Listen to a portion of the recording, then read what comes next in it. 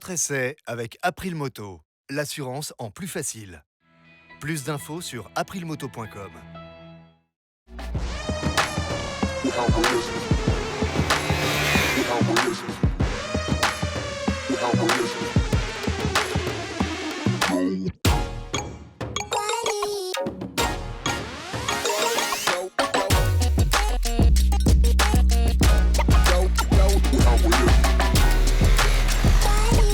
Salut les motards! L'univers moto nous gratifie parfois de machines au design particulier, mais il y a aussi également des ovnis. C'est le cas de cette Husqvarna 401 Wildpillen. C'est une toute nouvelle machine que nous propose aujourd'hui Husqvarna, même si effectivement vous pouvez vous dire ça ressemble quand même pas mal à la devancière de 2018. Non, effectivement, tout a changé. Avec un petit peu de style d'abord, on a un tout nouveau phare qui est beaucoup plus large qu'auparavant, avec un éclairage périmétrique en feu diurne. J'aime beaucoup aussi le garde-boue, vous direz tiré du Moto 3. C'est très sportif, moi j'aime beaucoup. Et puis en termes de dynamisme, un travail très important sur l'ensemble de la machine. Vous pouvez voir que c'est beaucoup plus fuselé qu'avant. On a une vraie ligne dynamique qui est apportée sur ce modèle, avec des épaulements de réservoir qui ont été avancés. Maintenant on a tous les épaulements qui viennent sur l'avant, qui se terminent en forme d'écope. Ça c'est très bien amené. Des lignes qui se poursuivent donc jusqu'à l'arrière et qui suivent, comme vous pouvez le voir, une nouvelle ligne d'amortisseur. Il a été placé en latéral à droite et qui vient donc s'appuyer sur un tout nouveau bras oscillant. C'est un très bel élément. L'arrière se fuselle aussi un petit peu plus. On n'a plus le support de plaque déporté sur le bras oscillant, ce qui est vraiment bien parce que c'est pas toujours réussi. Voilà, donc une moto qui a vraiment pas mal changé. Autre point d'évolution important, ça va être le moteur. On a toujours évidemment un monocylindre, mais qui passe à 398,6 cm3 par une augmentation de la course. On passe de 80 à 84 mm de course, donc c'est un petit peu plus long, ce qui est pas mal pour la disponibilité du moteur. Il va développer 45 chevaux à 8500 tours et 39 Nm de couple à 7000 tours. Ce sont des valeurs qui évoluent légèrement, mais en fait cette évolution moteur c'est aussi pas mal pour passer les normes Euro 5. C'est ce qui explique que la différence de performance n'est pas non plus énorme. Un peu d'électronique pour commander ce moulin. Deux modes moteur, Street et Rain. Rain qui va adoucir la réaction à la poignée. On a un système qui va permettre d'ajuster sur l'angle l'ABS et le contrôle de traction. On peut même le désactiver ce dernier. Donc c'est plutôt intéressant sur des machines qui sont dites quand même d'entrée de gamme. L'embrayage est anti-dribble. On a aussi un quick shifter up and down sur cette machine. Le châssis évolue aussi complètement. On a un angle de colonne qui passe à 24 degrés, donc ça se referme de 1 degré. La chasse ne change pas à 95 mm et l'empattement s'allonge un petit peu avec 1368 unités. Ça donne un petit peu plus de stabilité pour contrer une agilité du train avant, donc plus importante avec cet angle de colonne fermé. Le cadre est également totalement nouveau. On a un treillis tubulaire acier associé à une boucle arrière de même type. Il a été changé pour pouvoir placer cet amortisseur qui coule sur 150 mm, réglable en précharge et en compression détente par cette petite vis à la base. À l'avant, on retrouve une fourche Apex de 43 mm, fourche inversée qui débat sur elle aussi 150 mm, réglable en détente et en compression. Chaque fourreau est différencié. C'est réactif au réglage et c'est plutôt pas mal en fonctionnement. Le freinage est confié à un étrier by Brembo à 4 pistons, montage radial, sur un disque de 320 mm. À l'arrière, un élément monopiston qui vient serrer une frette de 240 mm. Les jantes à 6 branches aluminium de 17 pouces chaussent ici des Michelin Power 6. Une gomme qui est normalement relativement sport, mais qui ne m'a pas laissé, j'en reparlerai, un souvenir impérissable, en tout cas pour l'essai. Alors, au guidon de cette Wildpillen, l'ergonomie a changé, et vraiment beaucoup changé. Pour vous rappeler les choses, avant, au guidon de cette machine, on était placé sur des bracelets, on était en avant et placé assez bas. C'était une position pas très confortable. Husqvarna a changé un peu la donne, en plaçant son guidon sur des pontets. C'est un cintre presque plat, mais quand même, on est beaucoup plus relevé. Vous voyez, l'appui sur le guidon est assez réduit finalement. Ça semble plus, mais c'est très correct. On a les genoux dans l'axe des épaulements du réservoir. Je trouve ça assez sympa. On a vraiment l'impression d'être posé sur la machine plutôt qu'être assis à l'intérieur. C'est très clair. La selle est à 820 mm du sol, ce qui fait que c'est 15 mm de moins qu'avant. Et vous voyez, moi je fais 1m84, donc là c'est sans problème pour moi. Et la machine est très étroite, ce qui facilite d'autant plus la position assise, même pour les plus petits. Sous les yeux, on a un écran TFT 5 pouces avec toujours l'ergonomie Husqvarna. C'est très propre, c'est très simple, très didactique à contrôler, notamment avec un tout nouveau pavé multidirectionnel sur le commodo gauche. C'est très bien fait. On a vraiment une qualité de fabrication qui est qui est sympa, qui est perceptible. Pareil à droite, le Komodo on a des boutons vraiment larges, c'est satisfaisant en fait pour les doigts, hein. On ne cherche pas, on n'hésite pas. Je trouve ça vraiment important au quotidien d'avoir une ergonomie aussi avenante et aussi évidente.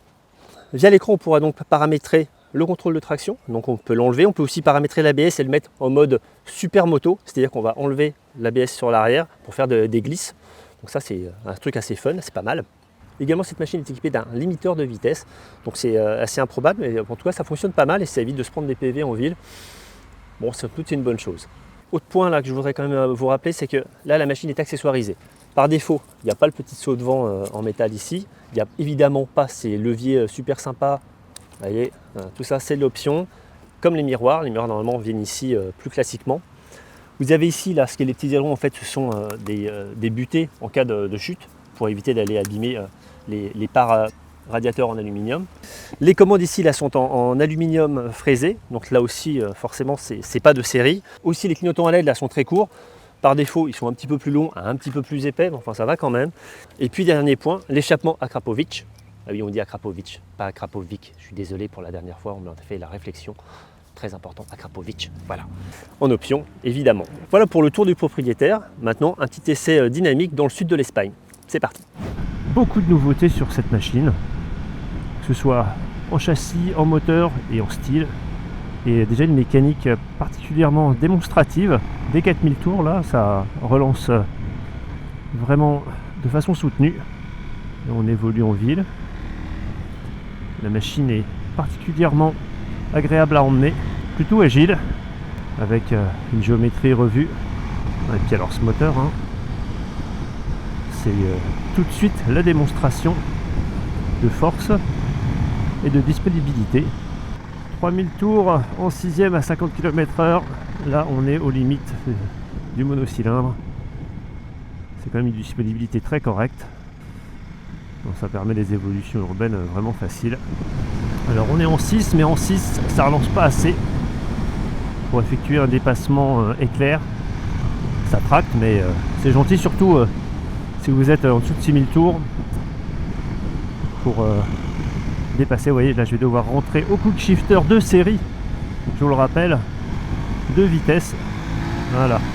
Et alors là ça tracte sans problème. Ça vibre un peu par contre, hein. Aux alentours de 7000 tours là. Allez, on passe la 5.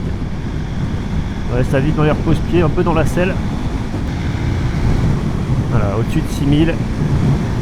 On a vraiment une bonne vivacité moteur, une bonne sensation de couple. Donc la maximale est à 7000 justement, hein. Puis là, une fois lancé, on a une moto qui est vraiment agile, mais stable également. C'est pas de l'ultra vivacité. Une position qui est plutôt sympa, avec un léger appui là sur le guidon qui permet vraiment de bien contrôler les évolutions.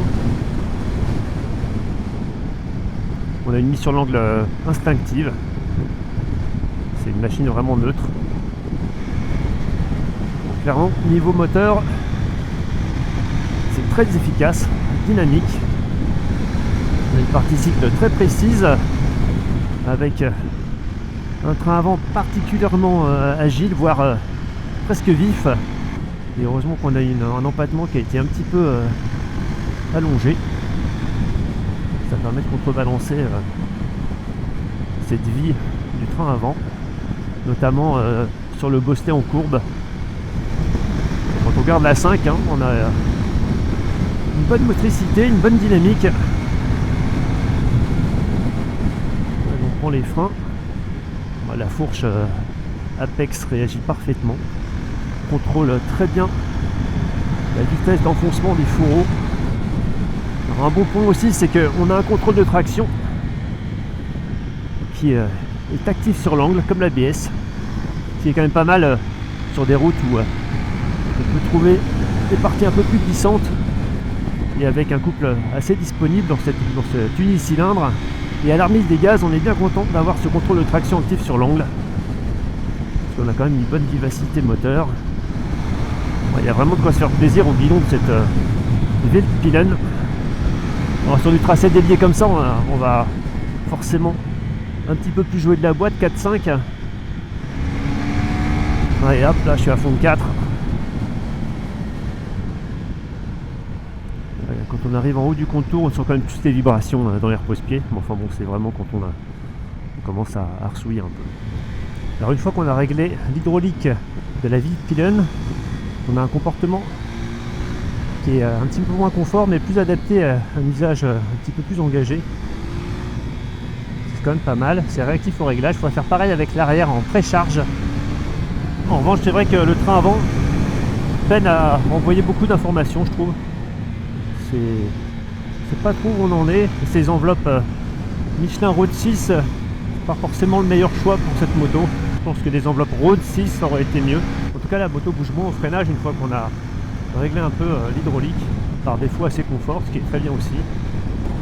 Et la suspension est bien accordée, on n'a pas de mouvement pénible, même sur l'angle. En revanche, sur le bosselet en courbe, le train directeur un peu trop fermé et parfois moins agréable à gérer. L'autre bon point, c'est l'injection qui permet vraiment d'obtenir le meilleur de ce monocylindre. Alors vous voyez le tableau de bord clignotant jaune pour les trop au régime. Voilà, c'est bien visible. On a une très bonne prise de vitesse.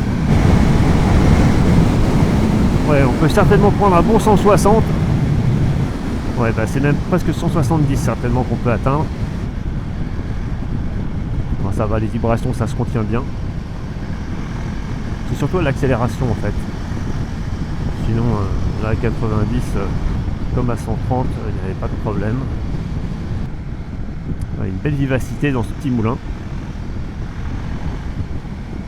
Avec une trépidation d'échappement qui est pas vilaine, mais bon, qui pourrait être un peu plus soignée quand même. À l'issue de cette prise en main de la Husqvarna 401 Vilpillen, je retrouve en fait un roadster qui est toujours très dynamique, qui a vraiment beaucoup changé. En termes d'ergonomie, c'est très sensible et cette différence amène je trouve beaucoup de bien pour contrôler la machine.